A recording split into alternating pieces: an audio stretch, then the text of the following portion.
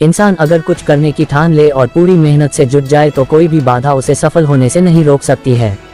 इस बात को सच साबित किया है जेट सेट गो की cofounder Kanika Tekriwal. Jet Set Go cofounder Kanika Tekriwal ने 20 साल की उम्र में ही कनिका को कैंसर ने घेर लिया था। वे उस समय अपने स्टार्टअप को शुरू करने की तैयारी कर रही थी। कैंसर ने उनकी योजना को कुछ समय के लिए टाल भी भले ही दिया हो, लेकिन कुछ बड़ा करने के उनके दृढ़ निश्चय को तोड़ नहीं पाई। कनिका न केवल कैंसर को हराया बल्कि साल 2014 में अपने स्टार्टअप जेट सेट गो को भी शुरू कर दिया।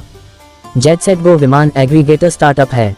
ये चार्टर्ड विमान और हेलीकॉप्टर मुहैया कराता है। कनिका के पास आज 10 चार्टर्ड प्लेन और कुछ हेलीकॉप्टर्स हैं। 33 साल की उम्र में कनिका को भारत की सबसे युवा अमीर होने का खिताब मिल चुका है। उनका नाम फोर्ब्स की 30 अंडर 30 और BBC की 100 मोस्ट इंस्पायरिंग वुमेन लिस्ट में शामिल हो चुका है। कनिका की नेटवर्थ 420 करोड़ रुपए कनिका टेकरीवाल नेटवर्थ आंकी गई है। कनिका का जन्म 1990 में एक मारवाड़ी परिवार में हुआ। उनके पिता रियल एस्टेट और केमिकल का कारोबार करते हैं। लॉरेंस स्कूल में उन्होंने शुरुआती शिक्षा प्राप्त की और उसके बाद उन्होंने भोपाल के Jawaharlal Nehru senior secondary school से भी पढ़ाई की है। स्नातक की पढ़ाई के लिए वह कोवेंट्री यूनिवर्सिटी गईं। पिता को पसंद आया था आइडिया। कनिका ने जब अपने पिता से चार्टर्ड विमान स्टार्टअप शुरू करने की बात बताई तो उन्हें कनिका का आइडिया बिल्कुल भी नहीं जमा। आइडिया सुनकर पिता ने कुछ दिन तक उनसे बात करना भी बंद कर दिया। कनिका भोपाल से दिल्ली आ गई और अपने आइडिया पर काम शुरू कर दिया। उन्होंने हर चीज को बारीकी से समझा और एक प्लान के साथ काम शुरू कर दिया।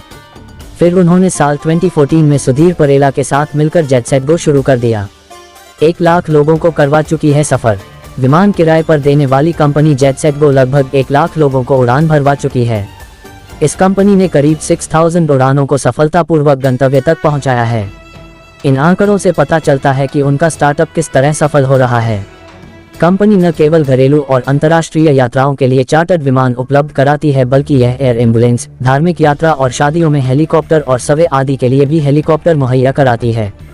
Psychological facts, psychology traits, psychology facts, मनोविज्ञान कई तरह से मन के भावों को उजागर करता है और साथ ही मानसिक प्रक्रियाओं पर भी खुलकर विचार पेश कर सकता है। मनोविज्ञान मानव की भावनाओं और उनके मानसिक प्रक्रियाओं का विश्लेषण है।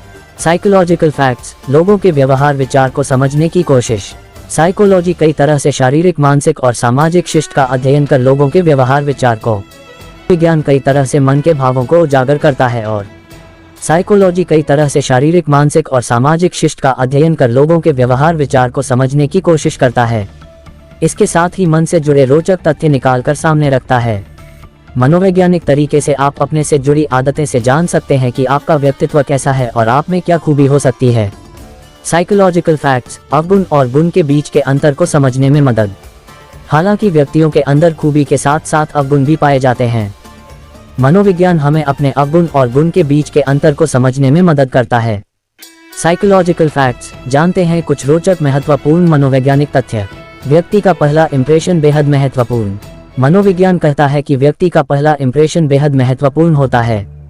पहली मुलाकात में आप सामने वाले के अंदर अपने लिए एक महत्वपूर्ण छवि निर्मित कर देते हैं। ऐसे में ये छवि आपके विचारों से कई अधिक है जो महत्वपूर्ण मानी जाती है। मन का भटकाव निरंतर जारी तो आप रचनात्मक शैली में बेहद दमदार।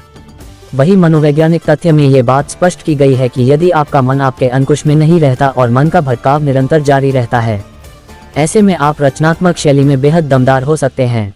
इसके साथ ही आप बुद्धिमान भी होते हैं। माना जाता है जिसका मन शांत होता है उनमें रचनात्मकता की कमी होती है। ऐसे में भटकती मन के लोग अधिक रचनात्मक होते हैं और किसी भी समस्या पर त्वरित प्रक्रिया से उसका हल निकालने में सक्षम रहते हैं। लिखावट इंद्रियों को करती है सक्रिय। मनोविज्ञान कहते हैं कि यदि आप किसी चीज को लगातार रट रहे हैं, बावजूद इसके वह चीज आपको याद नहीं रह पा रही है, तो आप हाथ से लिखना शुरू करें। हाथ से लिखने पर चीज आपको अच्छी तरीके से याद रह सकती है। वही लिखावट इंद्रियों को भी सक्रिय करती है। ऐसे में बच्चों में हाथ से लिखने की शैली विकसित करने के लिए भी मनोविज्ञान कई तरीके के तथ्य पेश करते हैं। उदासी भरा संगीत सुनते हैं तो मन की ताकत में वृद्धि। इसके अलावा यदि आप उदासी भरा संगीत सुनते हैं तो आपके मन की ताकत में वृद्धि होती है। इसके साथ ही आप ध्यान केंद्रित करने में अधिक सक्षम होते हैं। आप खुद के बारे में स्वयं के अंदर ही विचार विमर्श करते हैं। साथ ही किसी भी परिस्थिति का आकलन आपके लिए बेहतर हो जाते हैं।